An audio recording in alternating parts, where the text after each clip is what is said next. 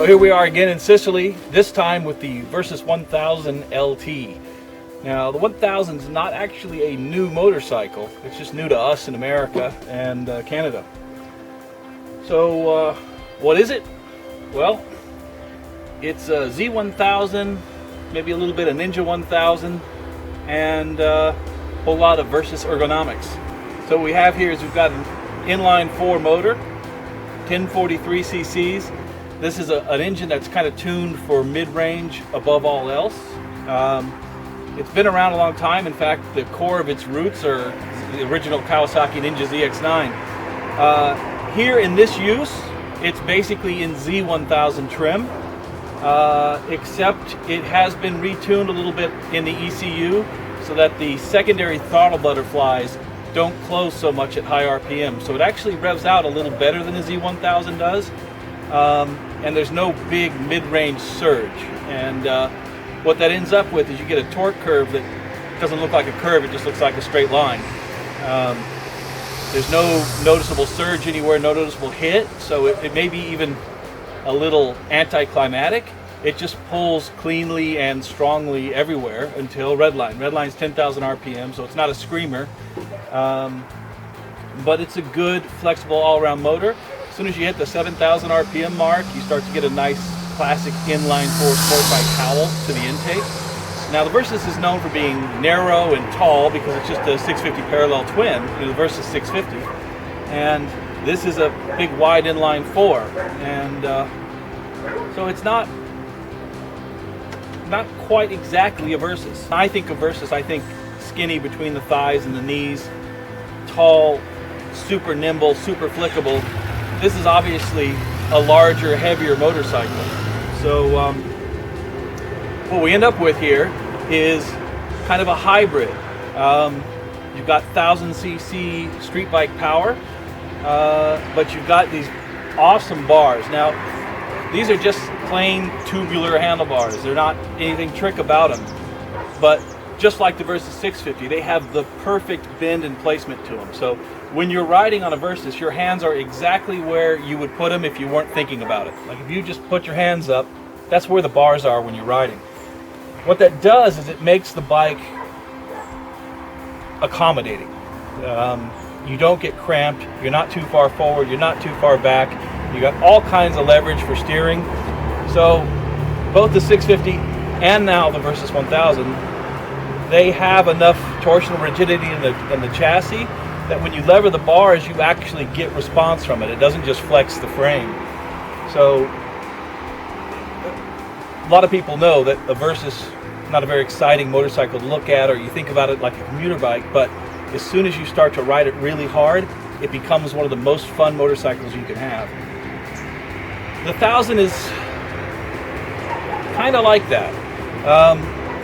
Not quite so playful as a 650 is. It's just heavier and wider, but still far more neutral and comfortable than the average 1000cc street bike.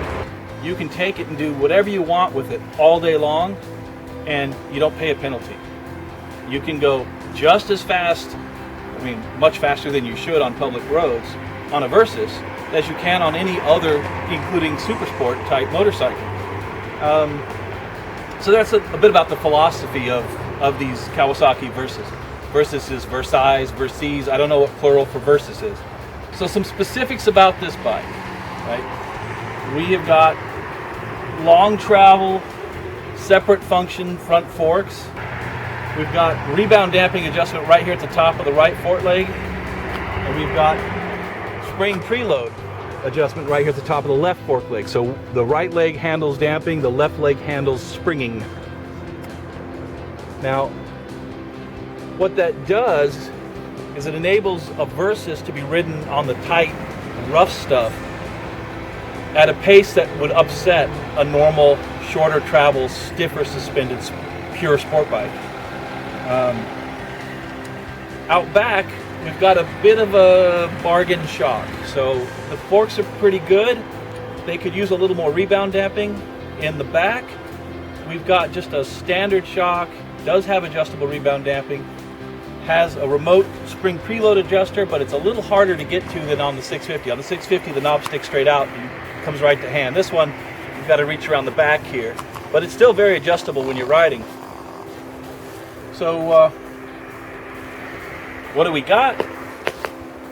A big, fast, comfortable motorcycle that's maybe not as playful as its little brother, but a whole lot faster in a straight line. Very cush, you know, it's a wider motorcycle, which makes it not as nimble feeling, but the width has a benefit to it, which is you've got more seat. And when you've got an excess of width like I do, a wider seat actually fits you better. Like the Versys 650, this thing, all day long, fast as you want to go, faster than you should go probably, super happy. And then on Monday, fire it up, turn on the grip heaters, put the windshield up, load the bags, commute to work all week long. You know, it'll take care of you, it won't punish you. It's a great all-around motorcycle. The catch, the magic to the Versys platform has always been, though, that it is a very comfortable motorcycle that actually likes when you push it hard and ride it fast.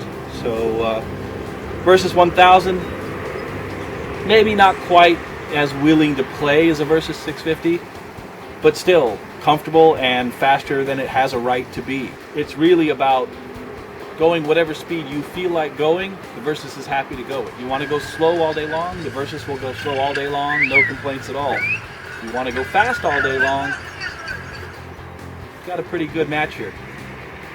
So, have some specific praise for the bike, and I've got some gripes. I also like to overview some of the features, but I'm going to save that for the text in the story, and you can read all about it on Motorcycle.com. See you later.